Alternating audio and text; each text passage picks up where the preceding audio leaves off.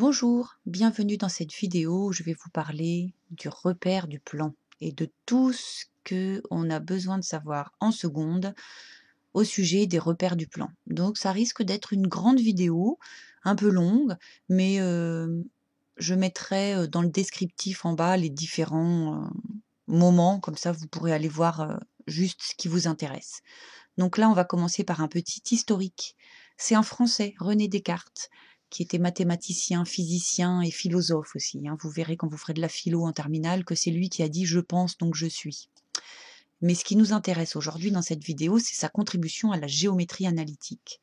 C'est-à-dire que grâce à son invention géniale, l'idée de repérer chaque point du plan par deux nombres réels, ce qu'on appellera après les coordonnées cartésiennes, on va pouvoir faire toute la géométrie qu'on faisait avant, au collège et à l'école primaire, avec des calculs, avec des nombres. Voilà, c'est un peu, ça a été un peu un grand bouleversement dans l'histoire des mathématiques.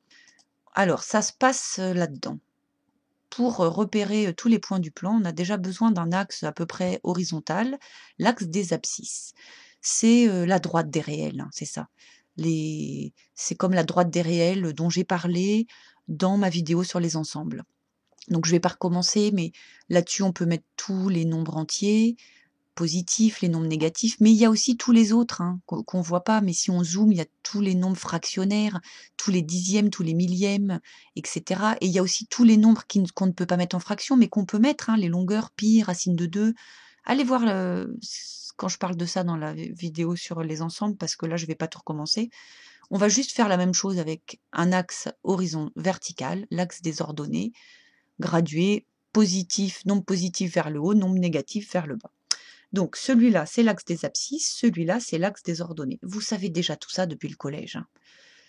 Comment est-ce qu'on lit les coordonnées du point A? Eh bien, l'abscisse se lit sur l'axe des abscisses, donc ici ça va être 9, et l'ordonnée se lit sur l'axe des ordonnées, donc ici ça va être 2,5. Mais plus généralement, on notera XA, l'abscisse de A. En imaginant qu'on n'ait pas les graduations, qu'on ne sache pas exactement définir ce nombre, on peut l'appeler grâce aux lettres du calcul littéral, XA, l'abscisse de A. Et ici, c'est YA, l'ordonnée de A. Quand on va donner les coordonnées cartésiennes, il faudra toujours donner l'abscisse d'abord. Toujours, toujours, toujours. C'est indispensable, c'est la convention. Dans le monde entier, on fait comme ça, donc vous n'y couperez pas. Si vous faites l'inverse, tout sera faux. Donc l'abscisse d'abord. C'est-à-dire que A, je vais noter donc entre parenthèses, c'est comme ça qu'on fait, entre parenthèses, d'abord l'abscisse, donc 9, point virgule, et l'ordonnée 2,5. Voilà. Il faut absolument que ce soit un point virgule et non pas une virgule, parce que sinon, imaginez, ça ferait 9,2,5. On ne saurait pas dire si c'est 9 l'abscisse et 2,5 l'ordonnée, ou si c'est 9,2 l'abscisse et 5 l'ordonnée, on ne verrait pas la différence. Donc soyez précis. Il faut absolument un point-virgule entre l'abscisse et l'ordonnée. Bien. Je vais mettre d'autres points sur mon repère et je vous demande de mettre sur pause et de me lire les coordonnées de tout ça. Bien.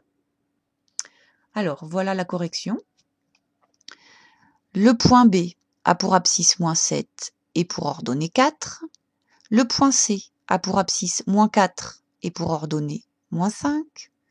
Le point D a pour abscisse 1,5 et pour ordonnée moins 8,5, d'après ce que je peux lire. A, B, C, D, E. Le point E a pour abscisse moins 9 et pour ordonnée 0. Le point F a pour abscisse 0 et pour ordonnée 5. Donc, moi, je sais personnellement que je me gourre toujours quand les points sont sur les axes, quand je vais vite. C'est là où je suis susceptible de me tromper.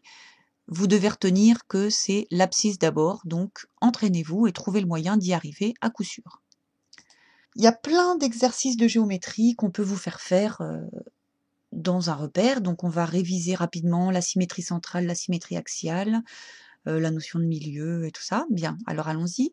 Placez A' le symétrique du point A par rapport à O. Alors O, c'est le point qui est là.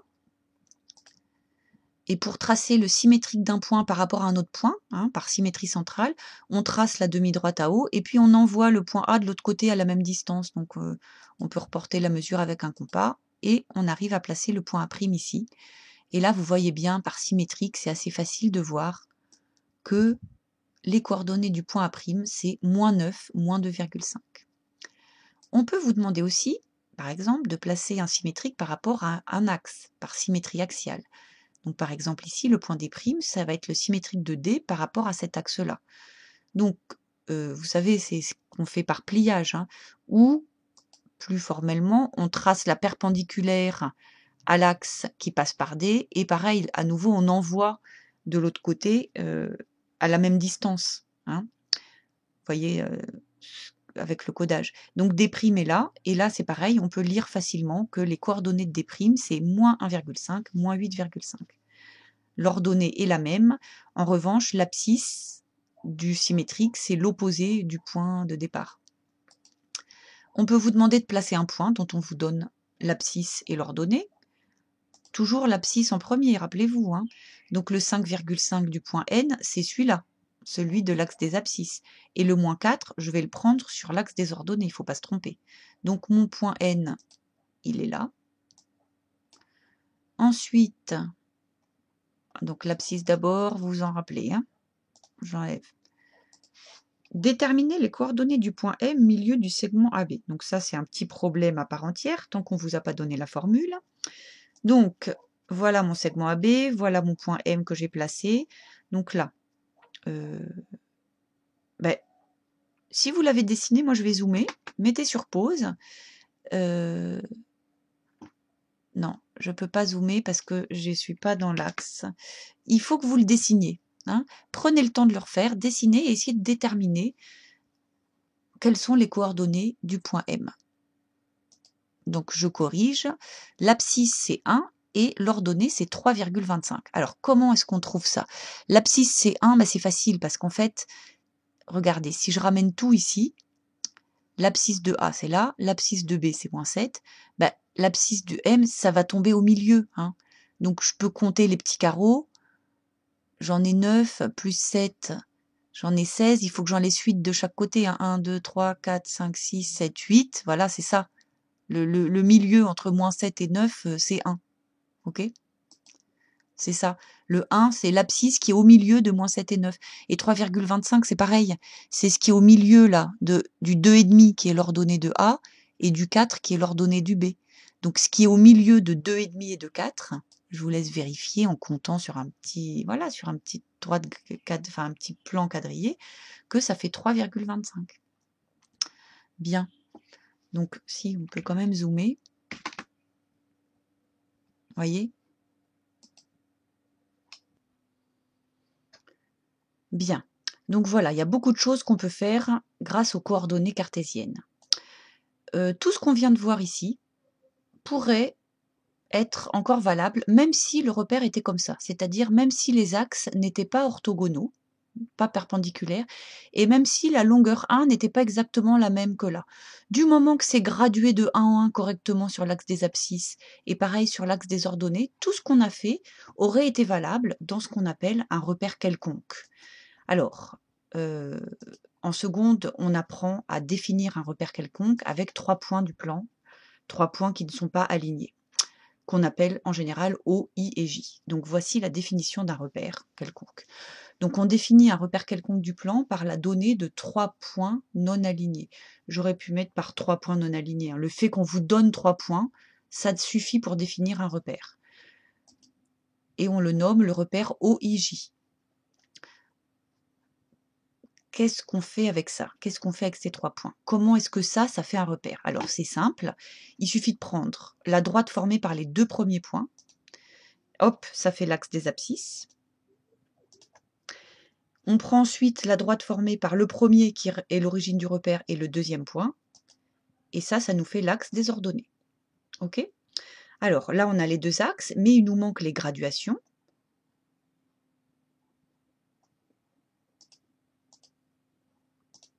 Voici, donc sur l'axe OX, l'axe des abscisses, l'unité, c'est-à-dire ce qui compte pour 1, est la distance OI. Et la distance OI, je vous rappelle que c'est la longueur du segment OI. Donc ça se note comme ça, la distance OI vaut 1.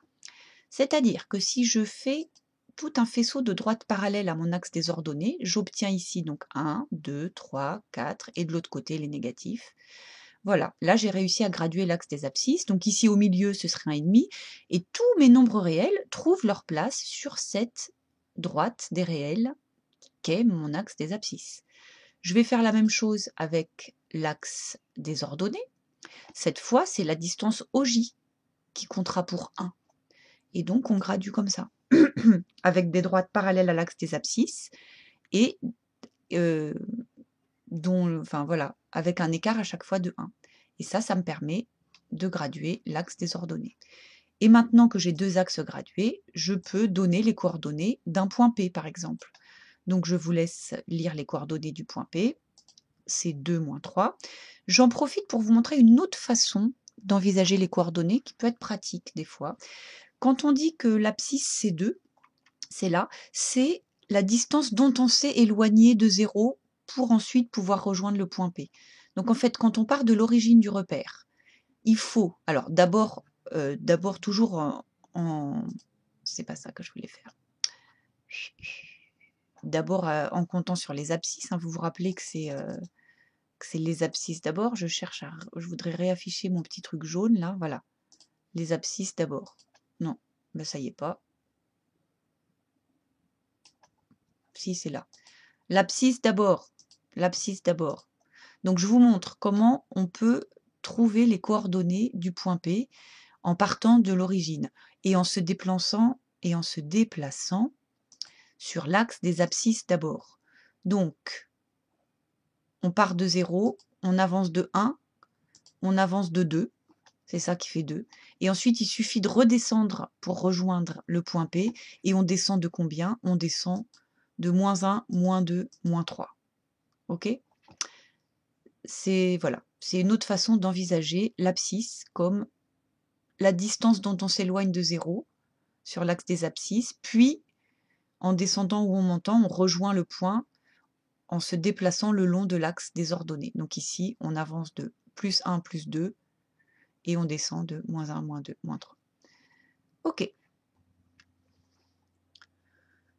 Vous pouvez aussi tomber sur des exercices de ce genre-là. Ça se passe dans un parallélogramme QRST et on veut utiliser les points de ce parallélogramme pour définir un repère. Par exemple, on va vous demander de travailler dans le repère QRT. Alors, qu'est-ce que ça veut dire? Tout simplement que l'origine du repère, c'est Q, comme le O ici, que le R va donner la direction de l'axe des abscisses, et que le T, en partant du point Q, va donner la direction de l'axe des ordonnées. Donc imaginez que l'objectif de cet exercice soit de démontrer dans ce repère que les diagonales se coupent dans leur milieu, que les diagonales d'un parallélogramme se coupent dans leur milieu. Donc quel que soit le parallélogramme, si on se place dans le repère QRT, je trace les diagonales, donc elles se coupent en leur milieu, mais pour le démontrer, il suffit de refaire le calcul en fait. On va donner les coordonnées des points Q, R, S, T dans ce repère-là. Donc le point Q, c'est l'origine du repère, c'est 0, 0. Le point R, imaginez, hein, je ne l'ai pas fait exprès, mais vous devez le faire, vous. Redessiner et retracer l'axe des abscisses ici, le long de la droite QR, et tracer la droite QT pour avoir l'axe des ordonnées. Donc le point R, c'est 1, 0. Le point T, c'est l'abscisse, c'est 0, l'ordonnée, c'est 1, un peu comme si c'était celui-là. Hein. Et le point S, qui serait ici, si je l'avais tracé dans ce repère-là, et a pour coordonnées 1, 1. Alors, on va poser C milieu du segment QS. Donc C, c'est le milieu du segment QS. Donc à partir des coordonnées de Q et de S, je vais déterminer les coordonnées du milieu en faisant le milieu des abscisses ici. Donc au milieu de 0 et de 1, j'ai 0,5. Et pour les ordonnées, c'est pareil. Au milieu de 0 et 1, c'est 0,5. Donc le point C, le milieu du segment QS, a pour coordonnées 0,5, 0,5. Si maintenant j'appelle C' le milieu de TR, l'objectif, c'est de montrer que c'est le même. Hein. Mais pour l'instant, je fais comme si ce n'était pas le même. Donc, je vais aller utiliser les coordonnées des points T et R. Donc, vous voyez que les abscisses, j'ai 0 ici et 1. Donc, l'abscisse de C', ça sera 0,5. Et pour l'ordonnée, pareil, là j'ai 1 et là j'ai 0. Donc l'ordonnée, ça sera aussi 0,5. Et c'est comme ça qu'on montre que les points C et C' sont confondus. Donc les diagonales d'un parallélogramme se coupent bien en leur milieu. Bon, c'était un peu balèze, mais on peut vous demander de faire ce genre de choses en seconde. Le problème avec les repères quelconques, c'est que on ne peut pas faire des distances en biais. Parce que regardez par exemple, si ici je trace un cercle de rayon 1 en prenant mon 1 selon l'axe des ordonnées, ben on voit bien que ce n'est pas du tout le même 1 que le 1 selon l'axe des abscisses. Le fait que ce ne soient pas les mêmes unités, ça pose problème dans l'espace. C'est pour ça qu'on va revenir à un repère orthonormé. Donc dans un repère orthonormé, si on trace un cercle de rayon 1, ça a un sens. Parce que le orthonormé, ça veut dire que les axes sont perpendiculaires, orthogonaux, mais aussi que l'unité sur l'axe des abscisses est à la même échelle que l'unité sur l'axe des ordonnées. Et donc, on va pouvoir dire que ça, qui est en diagonale, là, ça mesure 1 aussi. Je peux tracer un rayon ici et dire que ça mesure 1, ça a un sens. Donc, grâce au repère orthonormé, on va pouvoir calculer des distances dans tous les sens, et ce, grâce au théorème de Pythagore, vous allez voir. Si je veux par exemple, alors je vais enlever ça, si je veux par exemple calculer, déterminer cette distance-là, cette distance OA, j'aurai besoin de ce point-là, vous voyez, que j'appelle G, et je me rends compte que je suis alors dans un triangle rectangle, et je vais pouvoir utiliser le théorème de Pythagore. Donc je vous laisse mettre sur pause et écrire le théorème de Pythagore dans ce triangle et me déterminer la longueur du segment OA. Allez-y. Donc voici la solution. L'hypoténuse au carré est égale à la somme des carrés des deux autres côtés. Ça nous fait donc 9 au carré plus 2,5 au carré. Évidemment, OG, ça mesure 9, et AG, GA, ça mesure l'ordonnée de A, en fait. Ça donne 81 plus 6,25, ça donne ceci. Donc OA, c'est la racine carrée de 87,25. Ça, c'est la valeur exacte. Mais on peut calculer une valeur approchée pour vérifier qu'on ne s'est pas trompé, qu'on est bien dans le bon ordre de grandeur. On voit que si ça mesure 9, si on nous dit que ça mesure un peu plus que 9, bon, bah, on y croit, c'est cohérent. Bien. Maintenant, si il s'agit de déterminer la distance AB, donc la longueur de ce segment AB, est-ce que vous voyez comment on peut faire? Il suffit de se munir d'un point H qui est là, pour faire apparaître un triangle rectangle, et on recommence, c'est encore du Pythagore. Donc mettez sur pause, essayez de le faire vous-même. Et voici la correction. Donc on trouve que BA est environ égal à 16,1, ce qui est plausible, vu notre... Enfin voilà, c'est tout à fait cohérent. Donc retenez que si l'on connaît les coordonnées de deux points, on peut toujours calculer la distance qui les sépare. Et ça nous permet de faire énormément de choses en géométrie. C'est tout bête, mais c'est très très important. Ça permet vraiment de faire toute la géométrie qu'on faisait avant sans ça, avec les coordonnées maintenant. Ok. Alors, dans un repère orthonormé, c'est-à-dire un repère dont les axes sont perpendiculaires et où l'unité est la même sur l'axe des x et sur l'axe des y, voilà un point A, donc d'abscisse XA d'ordonnée YA, c'est-à-dire que le XA c'est ça, le YA c'est ça. Un point B, d'abscisse XB d'ordonnée YB. On a une formule qui nous permet de calculer la distance AB, c'est-à-dire la longueur du segment AB, et on a une formule qui permet de déterminer les coordonnées du milieu d'un segment, donc ici le point M. À chaque fois, non, pardon, pas à chaque fois. Pour la longueur AB, on utilise Pythagore dans ce triangle rectangle, ou celui-là, ce qui revient au même. Donc vous voyez que ce côté-là de l'angle droit, c'est le même que ça, et que ce côté-là de l'angle droit, c'est la même chose que ça. Donc on va pouvoir, avec les coordonnées, calculer ça très facilement, et avec un petit Pythagore, on obtient la longueur. Donc on ne va pas le refaire à la main à chaque fois, il y a une formule qu'il faut connaître par cœur, la voilà. La distance AB, c'est racine carrée de, ouvrez la parenthèse, xb moins xa, l'abscisse de B moins l'abscisse de A, tout ça au carré, plus, ouvrez la parenthèse, l'ordonnée de B moins l'ordonnée de A, tout ça au carré. Et la formule qui donne les coordonnées du milieu, la voici. Donc on fait la moyenne en fait, hein. La moyenne des abscisses pour l'abscisse et la moyenne des ordonnées pour l'ordonnée. La moyenne des abscisses des deux extrémités.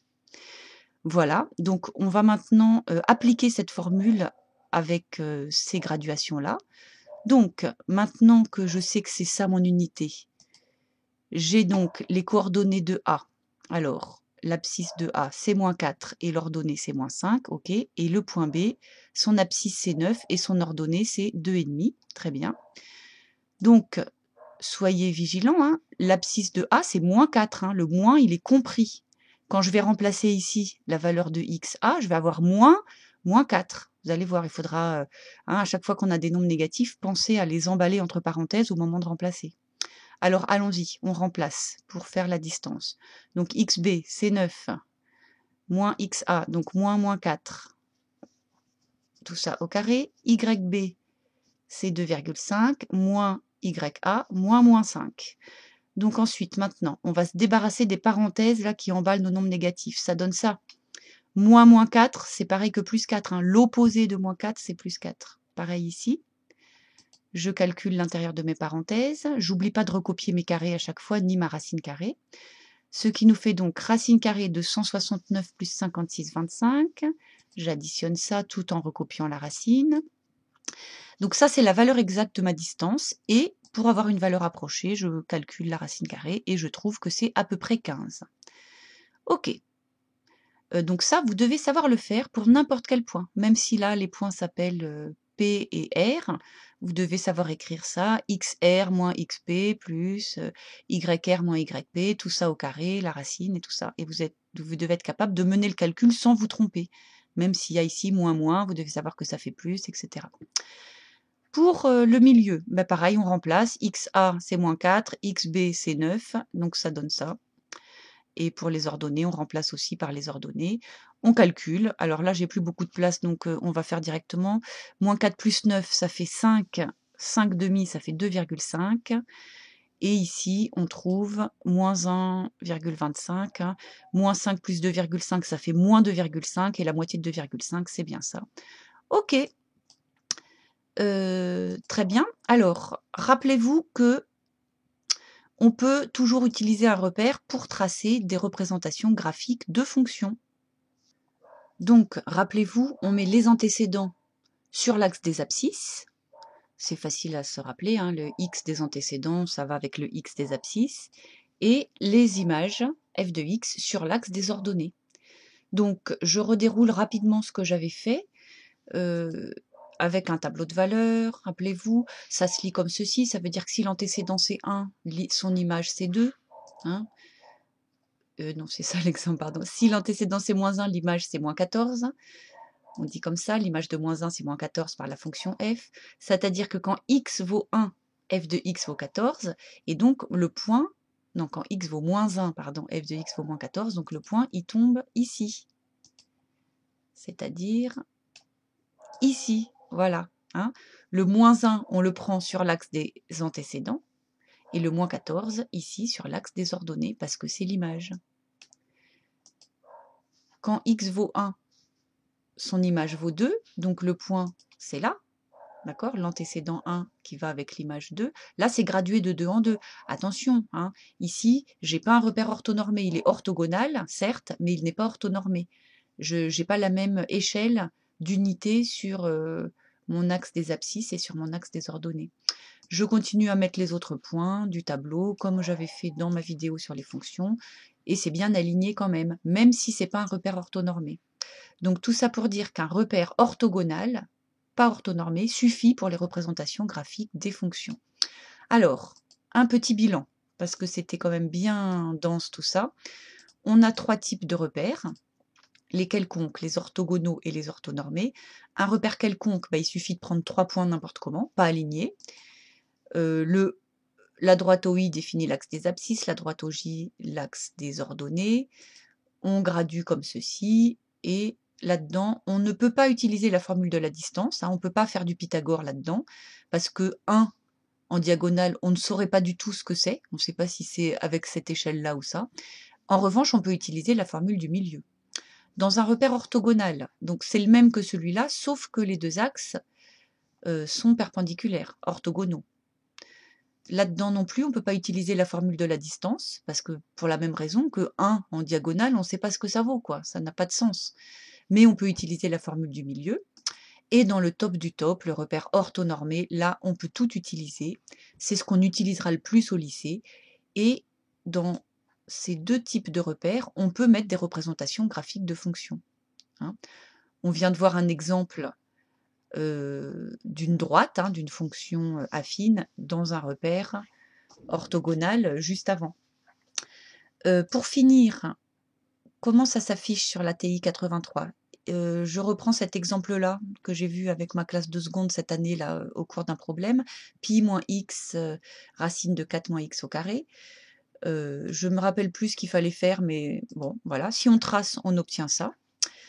Mais si je change ma fenêtre, j'obtiens ça. Donc vous voyez que selon les graduations que je décide de mettre, j'ai pas tout à fait la même chose. Donc il faut aller voir dans fenêtre.